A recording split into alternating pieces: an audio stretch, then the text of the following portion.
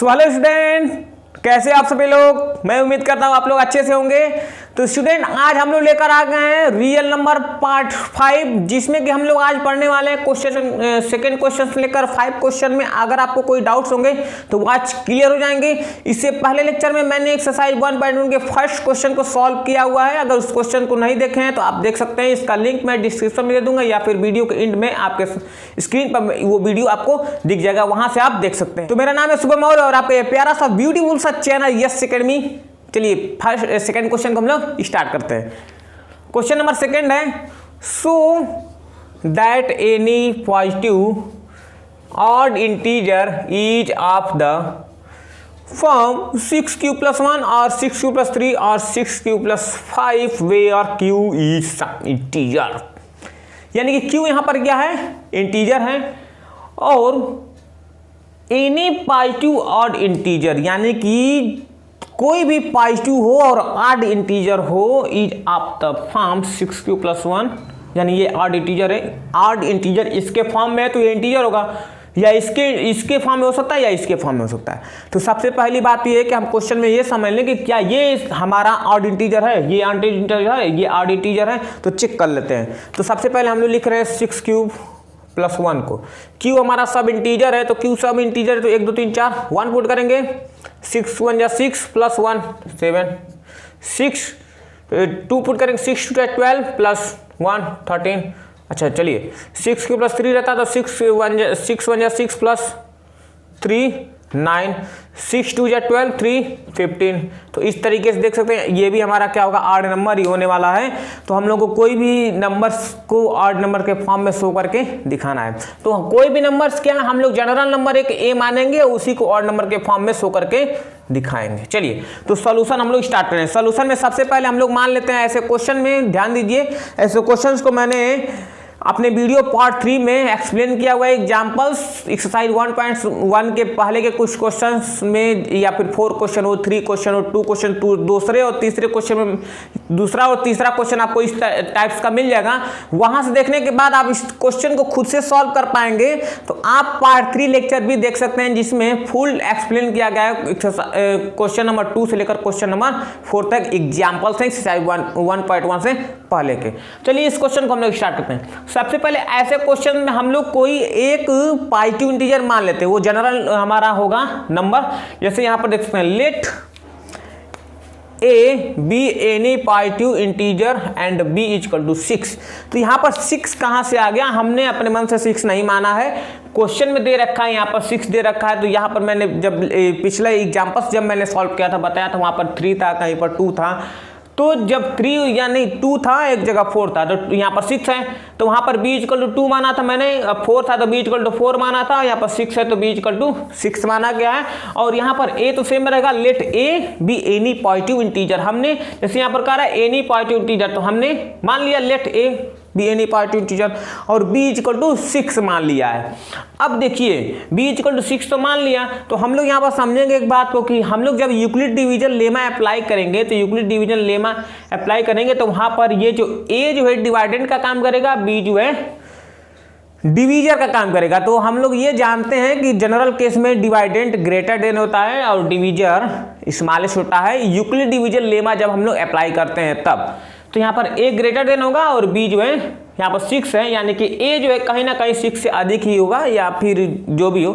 अब हम लोग क्या करेंगे, सब यहाँ पर यूक्लिड डिवीजन लेमा अप्लाई करेंगे, तो सबसे पहले काम हमारा है कि डिवाइड करना पड़ेगा। तो यहाँ पर लिखेंगे 6 और a में 6 से डिवाइड करेंगे, यूक्लिड डिवीजन लेमा अप्लाई कर रहे हैं, तो कितने बार हमारा डिवाइड जा सकता है, तो मान लीजिए q बार डिवाइड जा सकता है।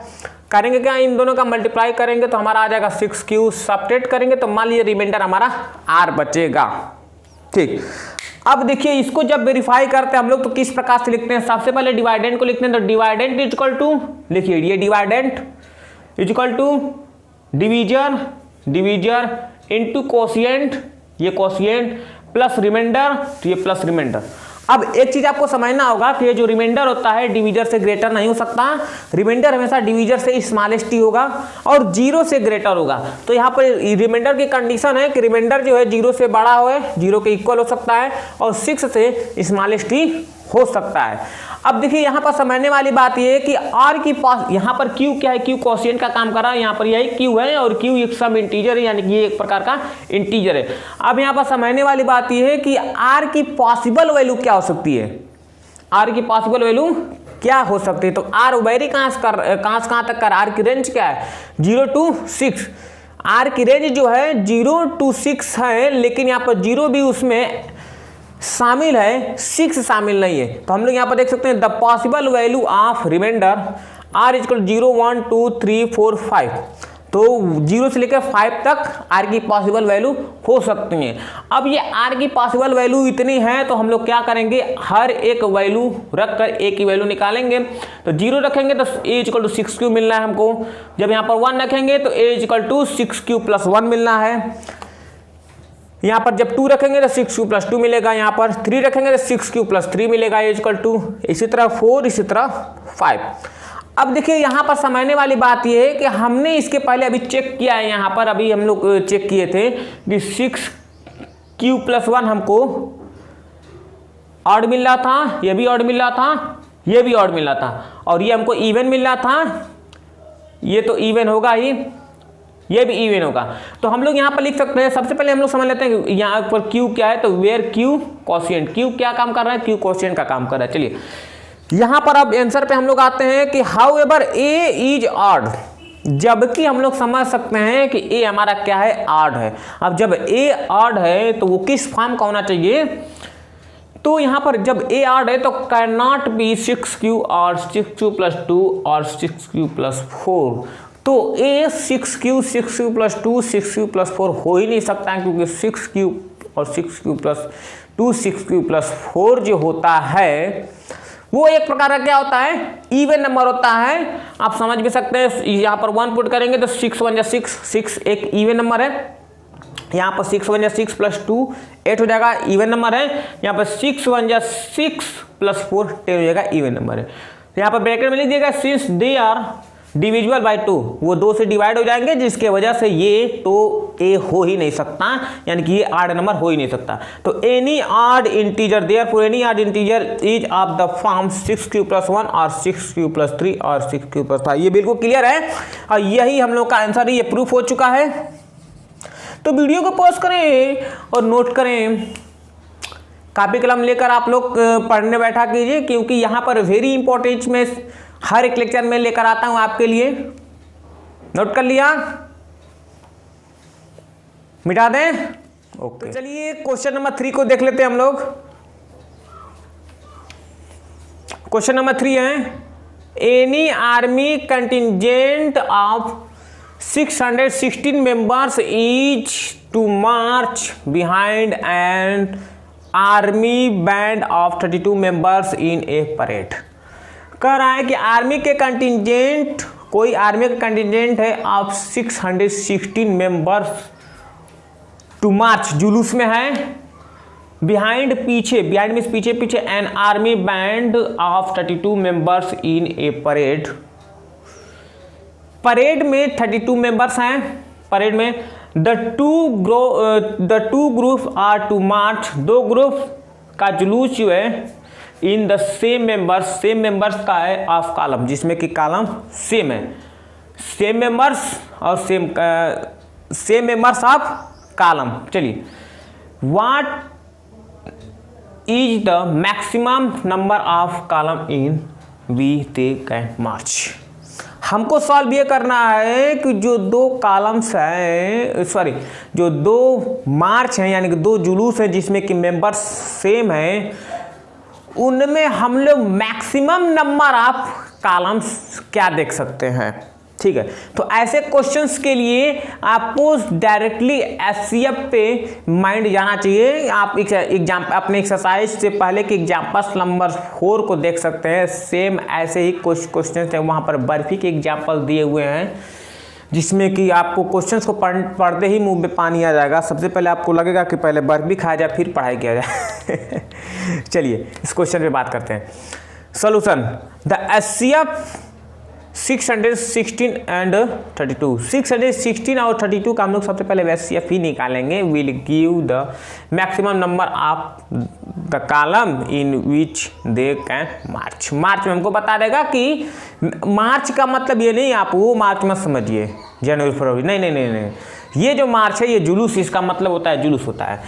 तो जब इन दोनों का हम लोग एचसीएफ निकालेंगे तो हमको बता देगा कि ये मैक्सिमम नंबर ऑफ कॉलम्स कितने हो सकते हैं। तो we can use Euclid division lemma to find the HCF.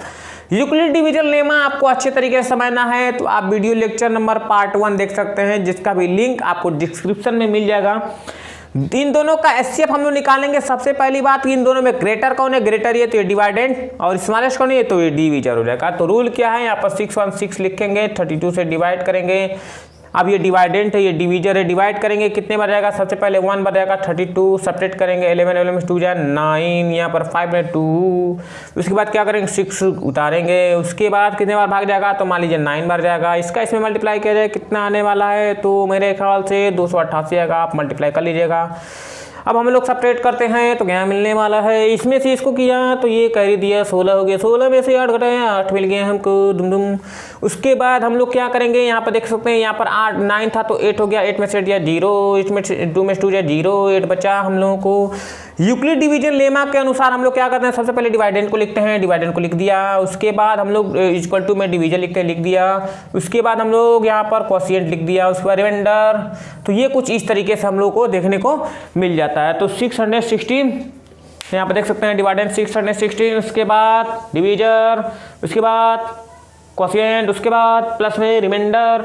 अब हम लोग देख सकते हैं कि यहाँ पर रिमाइंडर 0 नहीं आया हुआ है, तो रिमाइंडर जब 0 नहीं आया हुआ है तो इसी प्रोसेस को फिर कंटिन्यू करेंगे, लेकिन अब किसके किसके बीच में करेंगे, यहीं पर कंडीशन है, यही चीज समझने वाली बात है आपको। यहाँ पर देख सकते हैं ये हमारा रिमाइंडर है, लेकिन अब ये डिवीजर बन जाएगा, और ये डिवीजर है तो ये डिवाइडेंट बन जाएगा, यानी यहाँ पर b = 32 जो ये डिवाइडेंट बनने वाला है और ये डिवीजर बनने वाला है। तो फिर से हम लोग डिवाइड करेंगे। अब जब डिवाइड करेंगे यहाँ पर 8 32 कितने बार, 4 बार, कट गया, काम खत्म। अब जब ये कट गया तो हम लोग क्या कर सकते हैं, आप फिर से इसको अरेंज करेंगे यूक्लिड डिवीजन लेमा के थ्रू। तो यहाँ पर क्या करेंगे, डिवाइडेंट हो गया, डिवीजर हो गया, उसके बाद क्वोशिएंट हो गया, प्लस रिमाइंडर 0 आने वाला। चलिए r = 0 b = 8।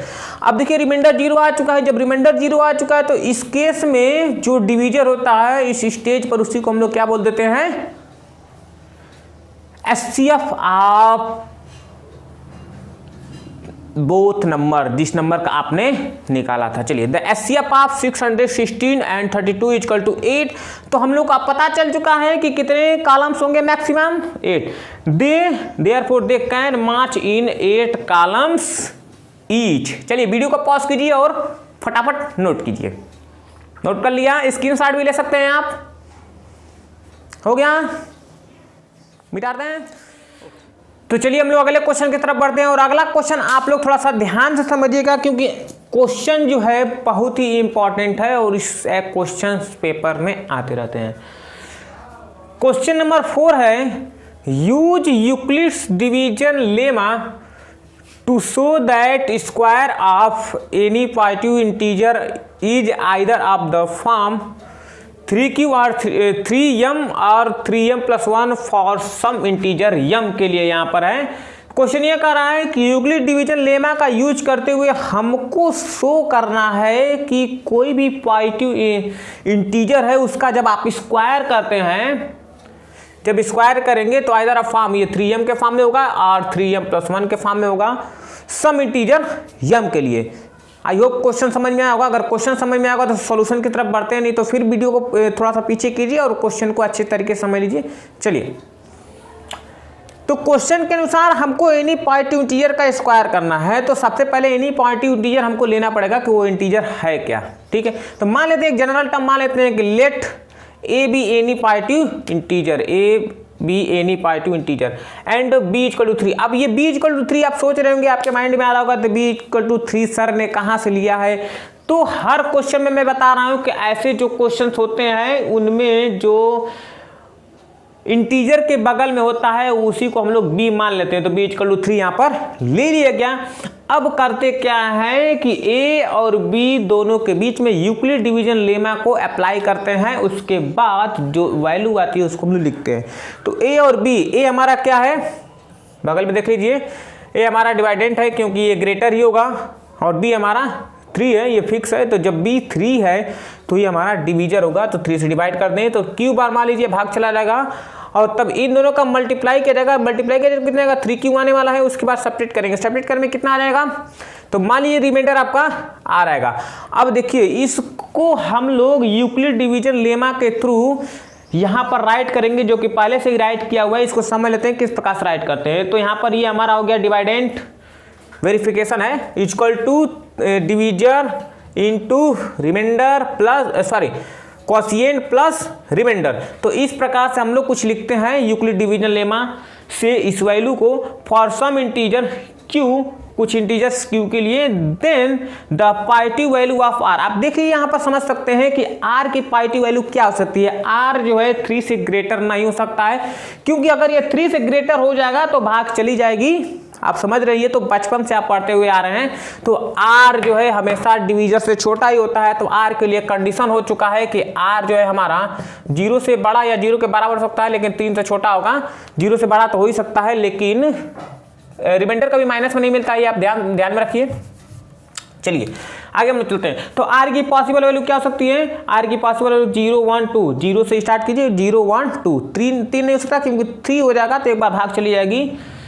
तो इसलिए r की पॉसिबल वैल्यू 0 1 2 हो सकता है, बिकॉज क्योंकि r बेचारा इस रेंज में फंसा हुआ है, इस रेंज से बाहर नहीं निकल सकता। चलिए तो यहाँ पर बात कर लें हम लोग कि यहाँ पर तब a क्या हो सकता है, जब r 0 है तो a 3q है, जब r आपका 1 है तो a आपका ये, व्हेन r जब आपका 2 हो जाएगा तो a की वैल्यू ये मिल जाएगी। अब हम देखिए यहाँ पर a को हमने माना था एनी पॉजिटिव इंटीजर। क्वेश्चन क्या कह रहा है कि that is so that square of any positive integer, किसी भी पॉजिटिव इंटीजर का स्क्वायर। तो हम वो इंटीजर a माने थे और वो इंटीजर कुछ इस फॉर्म में मिला हमको 3q, 3q + 1, 3q + 2। अब इसका स्क्वायर करेंगे, स्क्वायर करने के बाद हमको दिखाना है कि इसके फॉर्म में हो जाएगा। चलिए तो पहले इसका स्क्वायर करते हैं, देखते हैं कि इस फॉर्म में आता है कि नहीं आता है। तो a = 3q, a = 3q, ये केस 1 है हमारा। अब देखिए a = 3q, इस दोनों का स्क्वायर करेंगे, स्क्वायर कर दिए। स्क्वायर करने के बाद यहाँ पर देखिए इसका स्क्वायर, दोनों का अलग अलग स्क्वायर हो जाता है। अब अलग अलग स्क्वायर होने के बाद 3 का स्क्वायर और 2 बाई इसको लिख सकते हैं, q का स्क्वायर है तो इसको ऐसे लिख लिया। अब देखिए इस पूरे को हम लोग मान लेंगे यम, क्योंकि यम क्या है यहाँ पर, यम एक इंटीजर है, तो ये भी हमारा एक इंटीजर ही है। ये पूरा क्या है, एक इंटीजर है। जब इस q की वैल्यू पुट करेंगे 1 2 3 4, कोई भी q भी हमारा इंटीजर ही है। तो जब q की वैल्यू पुट करेंगे तो आपको ये पूरा इंटीजर मिल जाएगा, जो कि यम के फॉर्म का होगा। यम इसको लिख लिया। अब देखिए ये 3m मिल चुका है हमको, वेयर यम = क्या है, 3q²। तो हमने एक को तो पहले 3m के फॉर्म में लिख लिया, इसके फॉर्म में लिख चुका है। चलिए केस 2 क्या कर रहा है, यहाँ पर इस नंबर को लेंगे हम लोग, इसका स्क्वायर करेंगे। तो स्क्वायर करेंगे यहाँ पर a का स्क्वायर, तो यहाँ पर इधर का भी स्क्वायर। अब a + b का होल स्क्वायर आपको आता ही होगा, a² + b² + 2ab। चलिए तो अब हम लोग करेंगे ये कि a का स्क्वायर इधर होगा, इसका स्क्वायर का a का स्क्वायर प्लस ये 1 का स्क्वायर, b का स्क्वायर हो गया, प्लस 2 a का मतलब ये हो गया, b का मतलब ये हो गया। अब इसको अरेंज करें, अरेंज कर लेंगे। देखिए इसको हमने पहले 3 को 2 बार लिख लिया और q का स्क्वायर कर दिया। यहाँ पर 1 को इधर भेज दिया और यहाँ पर 2 को यहाँ पे लिखा, 3q को यहाँ पे लिखा। देखिए यहाँ पर भी 3 है और यहाँ पर भी 3 है। 3 को कॉमन ले लीजिए, क्योंकि यहाँ पर मोस्ट इंपॉर्टेंट है कि 3 बगल में होना चाहिए। ध्यान दीजिए आप, 3m + 1 के फॉर्म में जाना है हमको, 3 बाहर होना चाहिए। तो हम लोग क्या करेंगे, 3 को कॉमन ले लिए। 3 को कॉमन लिए तो बच्चा के यहाँ से 1 3 से 3 मर गया, यहाँ पर 3q² बच गया, तो 3q² हो गया। ठीक, बचा इधर क्या बचा, 3 से 3 तो मर गया, 2q बचा तो 2q लिख लिया गया, प्लस 1 बाहर चला गया, क्योंकि इसमें तो हमने कोई कॉमन नहीं लिया था। अब देखिए इस पूरे को हम लोग यम मान लेंगे, तो जब इस यम1 मान लेंगे, चलिए यहाँ पर यम की वैल्यू ये है तो हम यहाँ पर यम1 इसको मान लेते हैं, ये भी हमारा एक प्रकार का इंटीजर ही है। तो 3m1 + 1 आ जाता है, 3m1 + 1। अब ये पूरा हमारा m1 = क्या है, m1 = आपका 3q² + 2q, ये प्रकार का इंटीजर है। तो हम देख सकते हैं कि इसको भी हमने कुछ इसके फॉर्म में अरेंज कर दिया है। तो ये भी एक प्रकार का, आप देख सकते हैं, ये भी एक प्रकार का प्रूफ है, इसको भी प्रूफ कर दिया। अब लास्ट बचता है हमारा ये भी देखते हैं कि क्या इसके फॉर्म में होता है या नहीं। चलिए इसको लिखा यहाँ पर, स्क्वायर किया, a का स्क्वायर, b का स्क्वायर प्लस 2a, ये b हो गया।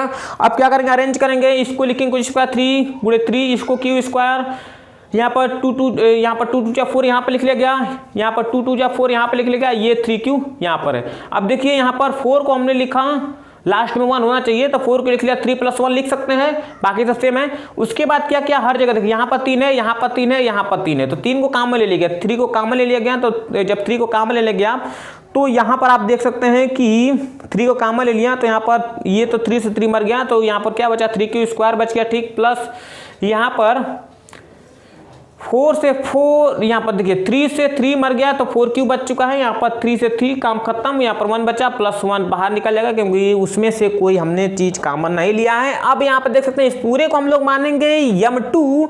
अब देखिए जब पूरे को m2 मान लेंगे तो हमको क्या मिलने वाला, 3m2, ये पूरा m2 हो गया, +1 यहाँ पर वेयर m2 = ये टोटल लिख देंगे। तो यहाँ पर भी देख सकते हैं 3m2 + 1, यानी कि यहाँ पर भी हमको कुछ इस फॉर्म में मिल चुका है। तो इस तरीके से इस क्वेश्चन का सॉल्यूशन खत्म होता है। यहाँ पर थोड़ी बहुत कहानी लिख देंगे कि the square of any positive integer of the form 3m और 3m + 1। तो इस तरीके से इस क्वेश्चन को सॉल्व करेंगे। ऐसा कोई भी क्वेश्चन हो यही रूल है। अगर अगले क्वेश्चन में हम लोग ऐसे ही क्वेश्चन है, बस उसका क्यूब करना है, तो उस क्वेश्चन को भी हम लोग देखेंगे। इस क्वेश्चन को वीडियो को पॉज करके आप लोग नोट कर लीजिए। नोट कर लिया, मिटा दें, ओके। तो चलिए हम लोग एक्सरसाइज के लास्ट क्वेश्चन को हम लोग सॉल्व करेंगे। क्वेश्चन समझ लीजिए पहले आप लोग। यूज यूक्लिड्स डिवीजन लेमा का यूज करके टू शो दैट द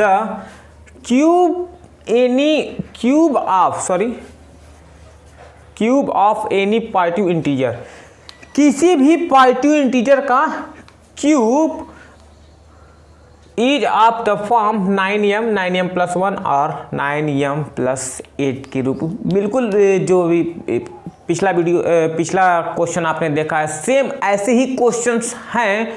तो वीडियो को पॉज कीजिए और खुद से एक बार ट्राई लीजिए, सॉल्व करिए। कर लिया सॉल्व कर लिया, सॉल्व करें, ओके। सर हम सॉल्व करें या ना करें, आप देख नहीं रहे हैं, ओके, ठीक।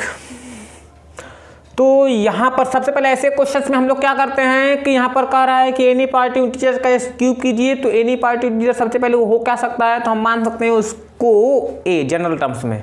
तो let a b any positive integer and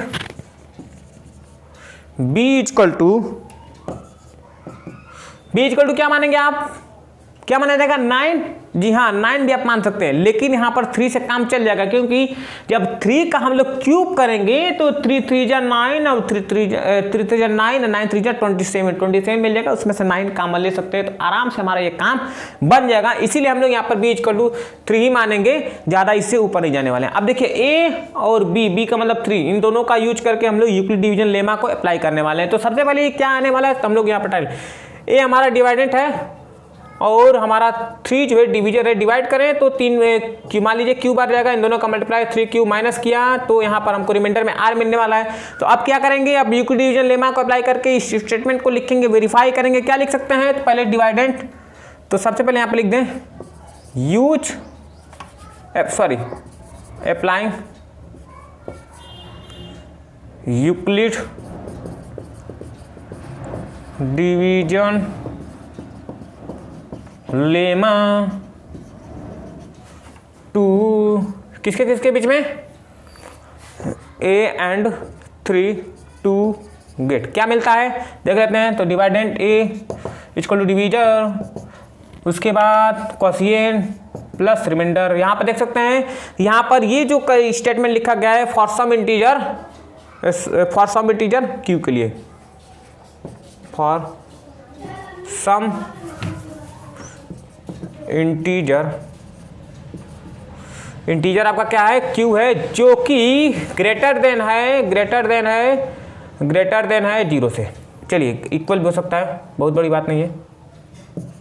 अब हम लोग क्या करेंगे, देखिए आर की पॉसिबल वैल्यू क्या हो सकती है। सबसे पहले आर की पॉसिबल वैल्यू की बात ही हम लोग करेंगे। आर की पॉसिबल वैल्यू क्या हो सकती है, आर की पॉसिबल वैल्यू यहाँ पर हम लोग जानते हैं कि आर जो है कभी भी डिवीजर से ग्रेटर नहीं हो सकता, तो आर की पॉसिबल वैल्यू 0, 1, 2 होगा। चलो, the possible value of r यानी कि रिमाइंडर इक्वल टू 0, 1, 2 बिकॉज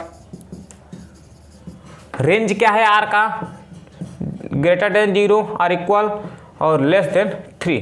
अब देखिए ये यहाँ तक तो हो गया। तो जब यहाँ तक हो गया, जब आर की वैल्यू जब हम लोग पुट करेंगे यहाँ पर, तो ये ए की वैल्यू क्या मिलने वाली है, इंटीजर्स हमको क्या मिलने वाले हैं। तो ए की वैल्यू जब 0 पुट करेंगे यहाँ पर तो 3q मिल जाएगा। जब ए की वैल्यू हम लोग 1 पुट करेंगे, आर की वैल्यू 1 पुट करेंगे तो 3q + 1 मिलेगा। जब आर की वैल्यू 2 पुट करेंगे यहाँ पर 3q + 2 मिलेगा। अब हम लोग करने वाले क्या है, 3 केसेस बनेंगे। 3 केसेस में सबसे पहले पिछले क्वेश्चन हमने क्या किया था, स्क्वायर किया था, यहाँ पर क्यूब करेंगे और उन क्यूब्स को हम लोग इसके फॉर्म में राइट कर देंगे तो हमारा प्रूफ हो जाएगा। वहां पर आपको समझ में आ रहा होगा। चलिए केस 1 क्या मिला, a = 3q। इसका क्यूब किया जाए, सर कितना गंदा लिखते हैं आप। इसका क्यूब किया जाए तो क्यूब = 3 क्यूब, इधर का क्यूब, और उसके बाद यहाँ पर क्यूब = इसका क्यूब करेंगे तो क्या लिखेंगे, 3 × 3 × 3, ये इसको एक ही बार लिख देते हैं। क्या करेंगे उसके बाद हमको 9m के फॉर्म में जाना है, तो 3 इन दोनों का मल्टीप्लाई कर लिया, 9 × 3 क्यू। उसके बाद इस पूरे को m मान लेंगे, 9m। आपको समझ में आ रहा होगा, हाँ ओके। ए क्यूब = ये हो गया। चलिए अब जब ये हो गया तो हम लोग यहाँ पर m वेयर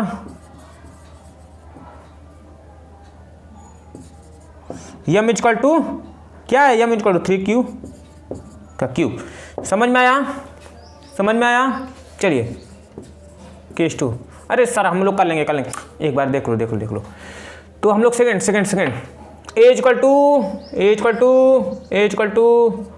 3q + 1, क्या करना है, इसका क्यूब करना है। अब यहाँ पर गाड़ी फंस जाएगी। आपको क्यूब आता होगा तो नहीं फंसेगी, नहीं तो फंस जाएगी। चलिए गाड़ी को निकालते हैं हम लोग दलदल से। सबसे पहले आपको a + b का होल क्यूब बता देते हैं। a + b का होल क्यूब क्या आता है, a³ + b³ + 3a² b + 3b, चलिए ab² लिख देते हैं। ठीक, हम लोग कंपेयर करें a = a, b = a। चलिए एक्सप्लेन करें, इधर भी क्यूब किया जाए।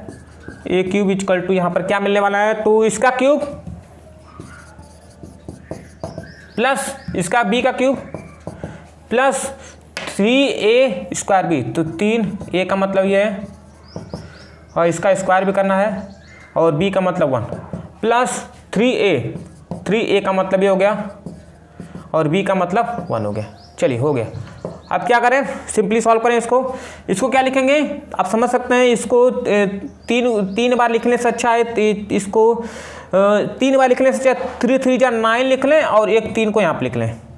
समझ में आ रहा है बात, 3 3 जा 9 लिख लें इसको और एक 3 को यहाँ पर लिख लें। 2 को 3 इसमें खत्म, 1 को 3 इसमें खत्म और बाकी का जो क्यूब बचा है उस पर क्यूब प्लस क्यूब 1 को बाद में लिखेंगे। यहाँ पर 1 का क्यूब है तो 1 आएगा, 1 का क्यूब का 1 ही आता है, 1 × 1 बाद में लिख लेंगे। अब यहाँ पर देख लेते हैं, देखिए स्क्वायर है यहाँ पर, तो स्क्वायर इस पर 3 3 जा 9 बाहर लिख लिया और ये इस पर जो स्क्वायर आएगा उसको इसके साथ लिख लेंगे 3q मल्टीप्लाई का सिंबल। अब चलिए आगे, अब यहाँ पे देखिए ये 3 3 जा 9 हो जाएगा और ये क्यूब प्लस 1, हर जगह 9 है, कॉमन लें, 9 कॉमन, क्या बचा यहाँ पर 3q का क्यूब, यहाँ से 9 कॉमन 3q बचा, यहाँ से 9 कॉमन क्यूब बचा, अब बाहर उसमें से कुछ कॉमन है तो बाहर इसको। अब हमको क्या मिला, a³ = इसको पूरे को मान लेंगे m, तो ये हमारा हो जाएगा m1 + यम्मी नहीं यम। तो अब हमको क्या मिल गया, ये जो m1 है ये where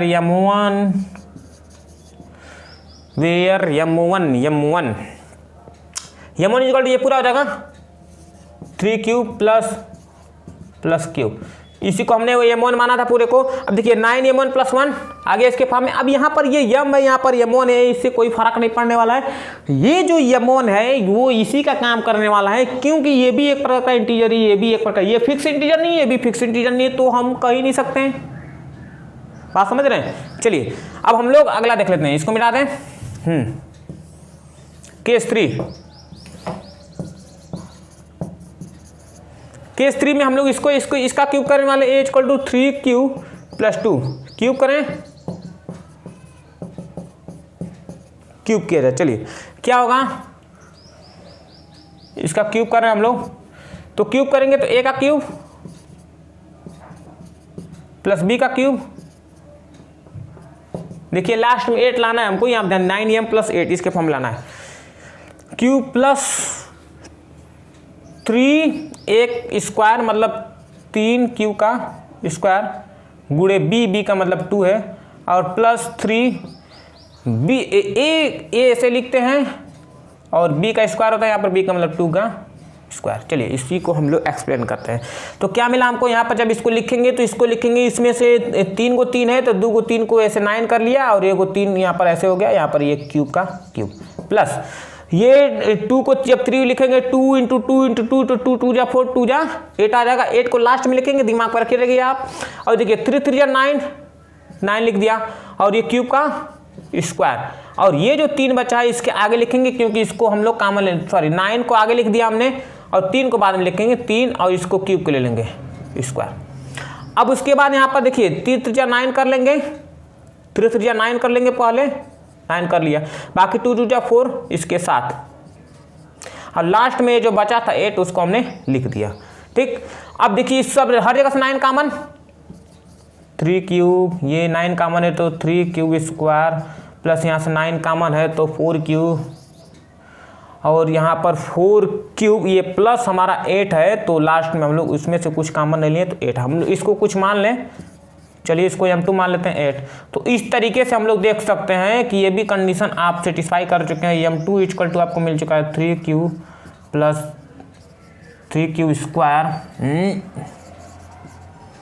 3q plus 3q square plus 4q। तो इस तरीके से ये कंडीशन हमने शो कर दिया है कि ये एनी पॉजिटिव इंटीजर जो है जब इसका क्यूब करेंगे तो आपको कुछ इस फॉर्म में देखने को मिलेगा। तो स्टेटमेंट हम लोग क्या लिखेंगे, therefore the cube of any positive integer